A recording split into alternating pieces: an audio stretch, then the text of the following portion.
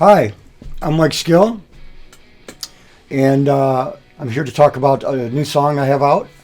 Uh, it's not really the storyline of the song doesn't follow a normal story.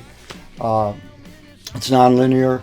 It's kind of a vignette. Each verse is a vignette, stream of consciousness of Detroit era rock and roll when I was growing up, and it starts in the era of 1974, around there, and also touches on later era 1980s, early 80s, and it's a hard rocker, and it talks about it's the feeling is that I had when I wrote it was that how empty and how all we had was the music at the time in the mid 70s. All we had was the music, and there wasn't really any place for original bands, but we were still rehearsing every day, going to our little rehearsal cubby hall, and so it starts in that era where downtown Detroit was like empty, nothing was going on down there, and we would go down there for maybe the art museum or shows. We'd go see Mott the Hoople or Lou Reed or David Bowie, Queen, all those bands, and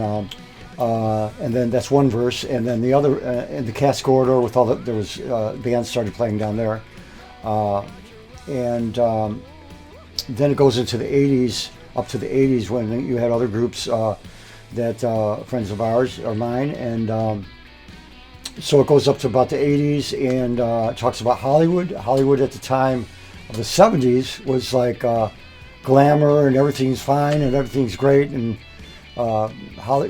glamour clothes, silk and satin and champagne, whatever. But Detroit was the opposite of that. Detroit, all we had was music, and this is a feeling that I have, and that's where this came from. Detroit always has the rock and roll, and always puts you in your place, and you start from square one. Anyway, enjoy it. It's We Got Your Rock and Roll.